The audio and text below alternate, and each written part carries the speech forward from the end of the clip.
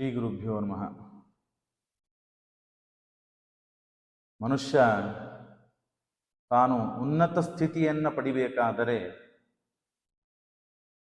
ಮಹಾಪ್ರಯತ್ನವನ್ನು ಮಾಡಬೇಕು. ಎಷ್ಟು ಪ್ರಯತ್ನವನ್ನು ಮಾಡ್ತಾನೋ ಮನುಷ್ಯ ಅಷ್ಟು ಪ್ರಗತಿಯನ್ನು ತಾನು ಪಡಿಲಿಕ್ಕೆ ಸಾಧ್ಯವಿದೆ.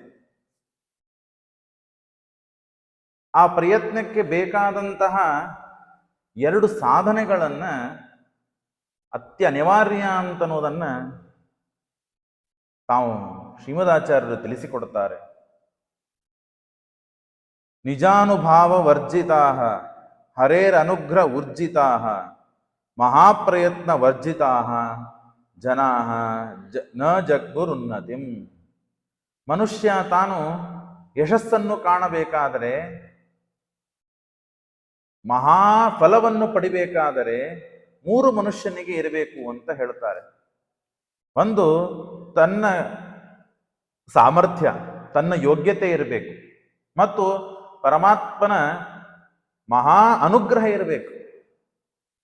ಅಷ್ಟೆಲ್ಲ ಆಗಿ ತಾನು ಮಹಾಪ್ರಯತ್ನವನ್ನು ಮಾಡಬೇಕು. ಒಂದು ಉದ್ದೇಶವನ್ನ, ಒಂದು ಗುರಿಯನ್ನ ತಾನು ಮುಟ್ಟಬೇಕಾದರೆ ಮನುಷ್ಯ ಯಾವುದೋ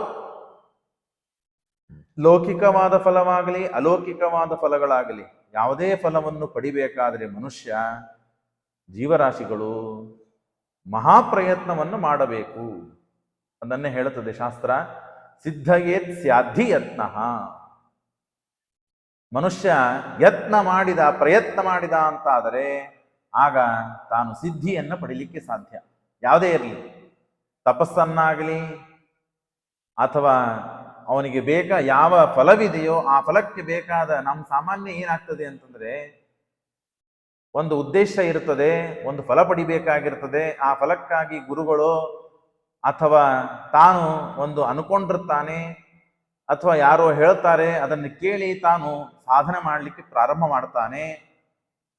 ಸ್ವಲ್ಪ ದಿನಗಳ ಕಾಲ ಆದ ಮೇಲೆ ಬೇಸರ ಬರ್ತದೆ, ಅದರಲ್ಲಿ ಶ್ರದ್ಧೆ ಕಮ್ಮಿ ಆಗ್ತದೆ, ವಿಶ್ವಾಸ ಕಮ್ಮಿ ಆಗ್ತದೆ. ಹಾಗೋ ಹೀಗೋ ಮಾಡಿ ಆ ಸಾಧನೆಯನ್ನ ಮಾಡಿ ಮುಗಿಸ್ತಾನೆ. ಆಗ ಫಲ ಬರಲಿಲ್ಲ ಅಂತ ಹೇಳಿ ಆ ಸಾಧನೆಗೆ ಫಲ ಮತ್ತು ಹೇಗೆ ಮಾಡಬೇಕು ಹಾಗೆ ಮಾಡಲಿಲ್ಲ, ಅಥವಾ ಮಾಡುವುದನ್ನೇ ಅರ್ಧದಲ್ಲಿ ನಿಂದ್ರಿಸಿ ಬಿಡ್ತಾನೆ. ಆಗ ಅವನಿಗೆ ಫಲ ದೊರಕಲಿಲ್ಲ ಅಂತ ಆದರೆ ಆಗ ದೂಷಿಸ್ತಾನೆ. ಹೇಳಿದವರನ್ನ ಅಥವಾ ಶಾಸ್ತ್ರವನ್ನ, ದೇವತಾ ಗುರುಗಳನ್ನು ನಿಂದ ಮಾಡ್ತಾನೆ. ಹಾಗೆ ಮಾಡುವುದು ಸರಿಯಲ್ಲ ಅಂತ ಹೇಳ್ತದೆ. ನೀನು ಮಹಾಪ್ರಯತ್ನವನ್ನು ಮಾಡಿದೀಯಾ, ನಿನ್ನ ಯೋಗ್ಯತೆಯ ಅನುಸಾರವಾಗಿ ನೀನು ಪ್ರಯತ್ನ ಮಾಡಬೇಕು. ಗುರುಗಳನ್ನ ಕೇಳಿಕೊಳ್ಳಬೇಕು.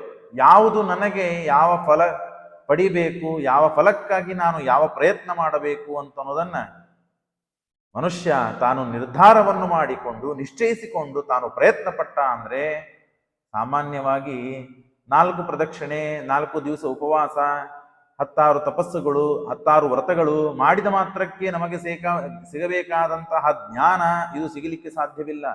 ಜ್ಞಾನಕ್ಕೆ ಮಹಾಪ್ರಯತ್ನ ಮಾಡಬೇಕು. ಸುಮ್ಮನೆ ಸುಸ್ತು ಹೊಡೆದು ಬೇಸತ್ತು ಹೋಗಿ 4 ದಿವಸ ಶ್ರಮ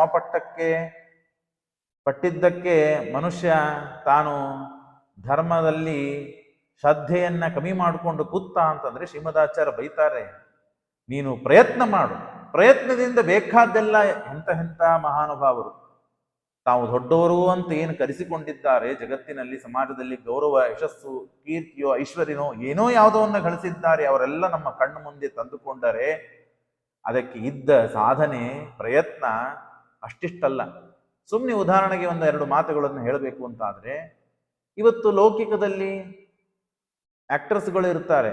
4 ದಿವಸ ಅವರು ಎಕ್ಸಸೈಸ್ ಮಾಡುವುದನ್ನು ಬಿಟ್ಟರೆ ಅವರು ಏನು ಮಾಡಬೇಕು, ಏನು ಸಾಧಿಸಬೇಕು ಅಂತ ಅನ್ಕೊಂಡಿರ್ತಾರೋ ಅದಕ್ಕೆ ಚ್ಯುತಿ ಬರುತ್ತದೆ. ಈಗ ಆಟಗಾರರಿದ್ದಾರೆ, ಈಗ ಸಚಿನ್ ತೆಂಡೂಲ್ಕರ್ ಅಂತ ಹಿಡೀರಿ, ವಿರಾಟ್ ಕೊಹ್ಲಿ ಅಂತ ಹಿಡೀರಿ, ಯಾರ್ಯಾರು ಮಹಾ ಆಟಗಾರರು ಅಂತ ಆಗಿ ಹೋಗಿದ್ದಾರೆ ಅಥವಾ ಇದ್ದಾರೆ, ಅವರೆಲ್ಲರೂ ಕೂಡ ಹೆಸರು, ಗೌರವ, ಪ್ರತಿಷ್ಠಾ, ಕೀರ್ತಿ ಪಡೆದದ್ದು ಒಂದು ಮಹಾಪ್ರಯತ್ನ. ಎರಡನೇದ್ದು ಅವರ ದೈವ ಮತ್ತು ಒಂದು ಸಾಮರ್ಥ್ಯ, ಯೋಗ್ಯತೆ. ಆದರೆ ಅವರು ಆ ಹಂತಕ್ಕೆ ಬಂದು ಮುಟ್ಟಬೇಕಾದರೆ ಎಷ್ಟು ಪ್ರಯತ್ನ ಇಲ್ಲ ಅವರಲ್ಲಿ. ಮಹಾಪ್ರಯತ್ನ ಮಾಡಿದ, ಹಗಲು ರಾತ್ರಿ ದುಡಿತಾರೆ.